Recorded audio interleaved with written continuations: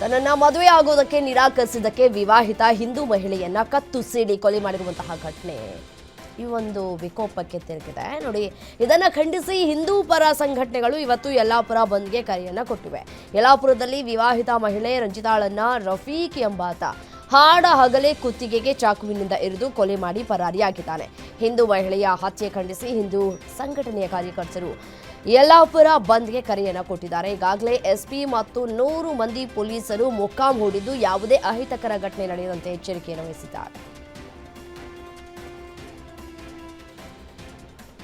Ballari firing case ಬಗ್ಗೆ ರಾಜಕೀಯ ವಾಕ್ಸಮರ ಜೋರಾಗ್ತಾ ಇರುವ ಹಿನ್ನೆಲೆ ಈ ಪ್ರಕರಣದ ತನಿಖೆಗೆ ರಾಜ್ಯ ಸರ್ಕಾರ ಸಿಐಡಿಗೆ ವಹಿಸೋದಕ್ಕೆ ಮುಂದಾಗಿದೆ. ಈಗಾಗಲೇ ಇನ್ನೆರಡು ದಿನಗಳಲ್ಲಿ ಸರ್ಕಾರದಿಂದ ಆದೇಶ ಹೊರಡಿಸುವಂತಹ ಸಾಧ್ಯತೆಗಳು ಕೂಡ ದಟ್ಟವಾಗ್ತಾ ಇದೆ.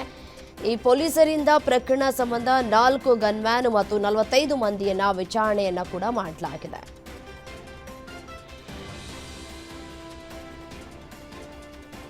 ಮಾಜಿ ಸಚಿವ ಜನಾರ್ದನ ರೆಡ್ಡಿ ಮನೆ ಮುಂದೆ ಗುರುವಾರ ರಾತ್ರಿ ನಡೆದ ಬ್ಯಾನರ್ ಗಲಾಟೆಯಿಂದ ಒಬ್ಬ ಕಾಂಗ್ರೆಸ್ ಕಾರ್ಯಕರ್ತನ ಬಲಿಯಾಗಿದೆ.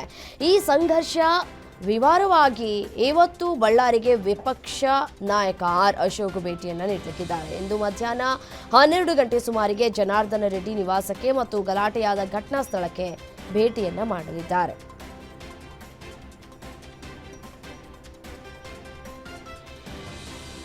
ಬಳ್ಳಾರಿಯಲ್ಲಿ ನಡೆದ ಬ್ಯಾನರ್ ಗಲಾಟೆ ಪ್ರಕರಣ ಮತ್ತೊಂದು ತಿರುವನ್ನ ಪಡೆದುಕೊಂಡಿದೆ. ಗಲಾಟೆ ಸಂಬಂಧ ಅಮಾನತು ಆಗಿರುವ ಬಳ್ಳಾರಿ ಎಸ್ಪಿ ಪವನ್ ನೆಜ್ಜೂರು ಆತ್ಮಹತ್ಯೆಗೆ ಯತ್ನಿಸಿದ್ದಾರೆ ಎಂಬ ವದಂತಿಯ ಬಗ್ಗೆ ಅವರ ತಂದೆ ಉದಯಶಂಕರ್ ನೆಜ್ಜೂರು ಸ್ಪಷ್ಟನೆಯನ್ನು ಕೊಟ್ಟಿದ್ದಾರೆ. 2016ನೇ ಸಾಲಿನ ಕರ್ನಾಟಕ ಕೇಡರ್ ಐಪಿಎಸ್ ಅಧಿಕಾರಿಯಾಗಿರುವ ಪವನ್ ನೆಜ್ಜೂರು ಕರ್ನಾಟಕ ಪೊಲೀಸ್ ಇಲಾಖೆಯಲ್ಲಿ ಶಿಸ್ತು, ಕಾರ್ಯಕ್ಷಮತೆ ಹಾಗೂ ಕಾನೂನು ಪಾಲನೆಗೆ ಬದ್ಧನಾಗಿ ಕೆಲಸ ಮಾಡ್ತಾ ಇದ್ದಾನೆ ಎಂಬ ಹೆಮ್ಮೆ ನಮಗಿದೆ. ಆದರೆ ಬಳ್ಳಾರಿಯಲ್ಲಿ ನಡೆದ ಗಲಭೆಯ ಘಟನೆ ನಂತರ ನನ್ನ ಪುತ್ರನ ಬಗ್ಗೆ ಸುಳ್ಳು ವದಂತಿಗಳನ್ನು ಹರಡಿಸ್ತಾ ಇರುವುದು ಬೇಸರವನ್ನು ತಂದಿದೆ.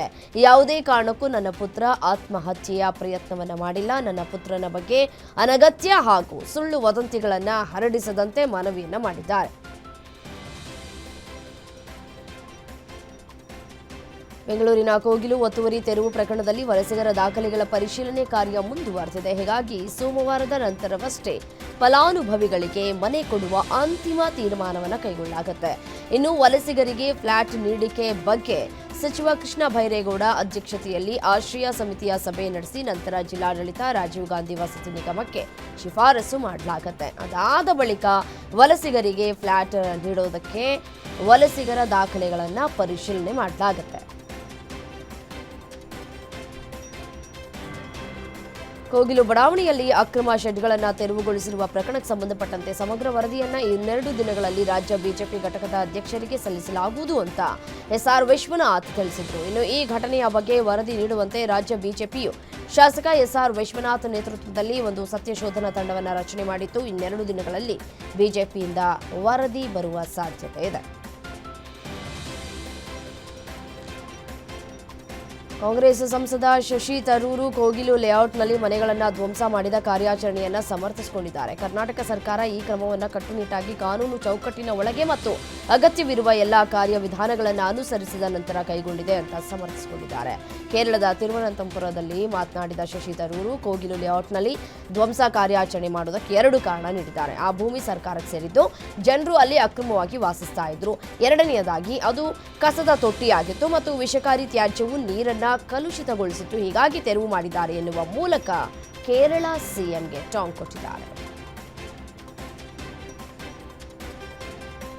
ಬಾಕಿ ಇರುವ ಅಸಲು ಪಾವತಿಸಿದರೆ ಬಡ್ಡಿ ಮತ್ತು ದಂಡವನ್ನು ಸಂಪೂರ್ಣವಾಗಿ ಮನ್ನಾ ಮಾಡುವುದಾಗಿ ಬೆಂಗಳೂರು ಜಲಮಂಡಳಿ ಘೋಷಿಸಿದೆ. ಇನ್ನು ಇದೇ 16ರಂದು ಜಾರಿಗೆ ತೆಗೆದುಕೊಂಡು ಬರಲಿದ್ದು ಮಾರ್ಚ್ 31ರವರೆಗೆ ಬಾಕಿ ಹಣ ಕಟ್ಟುವುದಕ್ಕೆ ಅವಕಾಶವನ್ನು ಕಲ್ಪಿಸಿಕೊಡಲಾಗಿದೆ ಅಂತ ಜಲಮಂಡಳಿ ತಿಳಿಸಿದೆ. ಈಗಾಗಲೇ ಈ ಬಗ್ಗೆ ಮಾರ್ಗಸೂಚಿಯನ್ನ ಸಿದ್ಧಪಡಿಸಿದೆ. ಜಲಮಂಡಳಿಯಿಂದ ಬಿಗ್ ಆಫರ್ ನೀಡಲಾಗ್ತಾ ಇದೆ. ಬೆಂಗಳೂರಿನ ಉತ್ತರ ಮತ್ತು ಪೂರ್ವ ಭಾಗದಲ್ಲಿ 2 ದೊಡ್ಡ ಪಾರ್ಕ್ಗಳು ಬೆಂಗಳೂರಿಗಳಿಗಾಗಿ ತಲೆ ಎತ್ತಲಿವೆ. ಉತ್ತರ ಭಾಗದಲ್ಲಿ ಯಲಹಂಕ ಬಳಿಯ ಮಾದಪ್ಪನಹಳ್ಳಿಯಲ್ಲಿ ಬಸವಣ್ಣ ಜೀವ ವೈವಿಧ್ಯ ಪಾರ್ಕ್ ನಿರ್ಮಿಸುವುದಕ್ಕೆ ಅರಣ್ಯ ಇಲಾಖೆ ನಿರ್ಧರಿಸಿದೆ. ಇನ್ನು ಬೈಯಪ್ಪನಹಳ್ಳಿಯ ಎನ್ಜಿಇಎಫ್ ಜಾಗದಲ್ಲಿ ಟ್ರೀ ಪಾರ್ಕ್ ನಿರ್ಮಿಸುವುದಕ್ಕೆ ತೀರ್ಮಾನಿಸಲಾಗಿದೆ. ಬೆಂಗಳೂರಿನ ಯಲಹಂಕ ಬಳಿಯ ಮಾದಪ್ಪನಹಳ್ಳಿಯಲ್ಲಿ 153 ಎಕರೆಯ ವಿಶಾಲ ಪ್ರದೇಶದಲ್ಲಿ ವಿಶ್ವಗುರು ಬಸವಣ್ಣ ಜೀವ ವೈವಿಧ್ಯ ಉದ್ಯಾನವನವನ್ನು ನಿರ್ಮಾಣ ಮಾಡುವುದಕ್ಕೆ ಸರ್ಕಾರ ಒಪ್ಪಿಗೆಯನ್ನು ಕೊಟ್ಟಿದೆ ಅಂತ ಅರಣ್ಯ ಸಚಿವ ಈಶ್ವರ್ ಖಂಡ್ರೆ ಮಾಹಿತಿಯನ್ನು ನೀಡಿದ್ದಾರೆ. 1760ರಲ್ಲಿ ನಿರ್ಮಾಣವಾದ ಲಾಲ್ಬಾಗ್ ಮತ್ತು 1870ರ ಕಬ್ಬನ್ ಪಾರ್ಕ್ ನಂತರ 1.5 ಶತಮಾನಗಳ ಬಳಿಕ ಬೆಂಗಳೂರಿನಲ್ಲಿ ಮತ್ತೊಂದು ಬೃಹತ್ ಉದ್ಯಾನ ನಿರ್ಮಾಣವಾಗ್ತಾ ಇರೋದು ಅತ್ಯಂತ ಸಂತಸದ ವಿಚಾರ. ಕೇಂದ್ರ ಸರ್ಕಾರ ಮಹಾತ್ಮ ಗಾಂಧಿ ಉದ್ಯೋಗ ಖಾತರಿ ಯೋಜನೆ ಬದಲಿಸಿ ವಿಬಿಜಿ ರಾಮ್ಜಿ ಕಾಯ್ದೆಯನ್ನ ಜಾರಿ ಮಾಡಿರುವ ವಿರುದ್ಧ ದೇಶದಾದ್ಯಂತ ಪ್ರತಿಭಟನೆ ಮಾಡುವುದಕ್ಕೆ ಕಾಂಗ್ರೆಸ್ ತೀರ್ಮಾನ ಮಾಡಿದೆ.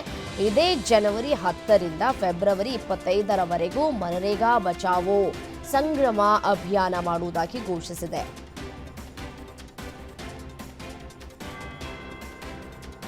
ಬೆಂಗಳೂರಿನಲ್ಲೂ ಬ್ಯಾನರ್ ಗಲಾಟೆ ಸದ್ದು ಮಾಡಿದೆ. ತಮಿಳು ನಟ ದಳಪತಿ ವಿಜಯ್ ವಿರುದ್ಧ ಕನ್ನಡ ಪರ ಸಂಘಟನೆಗಳು ಆಕ್ರೋಶವನ್ನು ಹೊರಹಾಕಿದ್ದಾರೆ. ಜನವರಿ 9ರಂದು ವಿಜಯ್ ಅಭಿನಯದ ಜನನಾಯಕನ್ ಸಿನಿಮಾ ರಿಲೀಸ್ ಆಗ್ತಾ ಇದೆ. ಈ ಹಿನ್ನೆಲೆಯಲ್ಲಿ ಬೆಂಗಳೂರಿನ ಗೋವರ್ಧನ್ ಚಿತ್ರಮಂದಿರದಲ್ಲಿ ಶಿವಣ್ಣ ಬ್ಯಾನರ್ ಮೇಲೆ ವಿಜಯ್ ಬ್ಯಾನರ್ ಅಳವಡಿಕೆ ಮಾಡಿದ್ದಾರೆ. ಇದರಿಂದ ಶಿವಣ್ಣ, ಉಪೇಂದ್ರ, ರಾಜ್ಬಿ ಶೆಟ್ಟಿ ಅವರಿಗೆ ಅವಮಾನವಾಗಿದೆ ಅಂತ ಕನ್ನಡ ಪರ ಸಂಘಟನೆಗಳು ಆಕ್ರೋಶವನ್ನು ಹೊರಹಾಕಿವೆ.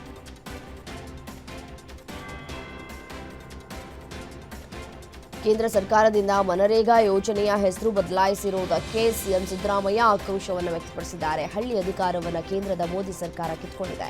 ಗ್ರಾಮೀಣ ಆರ್ಥಿಕತೆಯನ್ನ ನಾಶಪಡಿಸುವುದಕ್ಕೆ ಕೇಂದ್ರದ ಬಿಜೆಪಿ ಸರ್ಕಾರ ಮುಂದಾಗಿದೆ ಅಂತ ಸಿಎಂ ಸಿದ್ದರಾಮಯ್ಯ ಆಕ್ರೋಶವನ್ನು ವ್ಯಕ್ತಪಡಿಸಿದರು. ಮೋದಿ ಸರ್ಕಾರ ವಿಬಿಜಿ ರಾಮ್ಜಿ ಹೆಸರಿನಲ್ಲಿ ಹೊಸ ಕಾಯ್ದೆ ಜಾರಿಗೆ ತರುವಾಗ ರಾಜ್ಯ ಸರ್ಕಾರಗಳ ಅಭಿಪ್ರಾಯ ಕೇಳಿಲ್ಲ.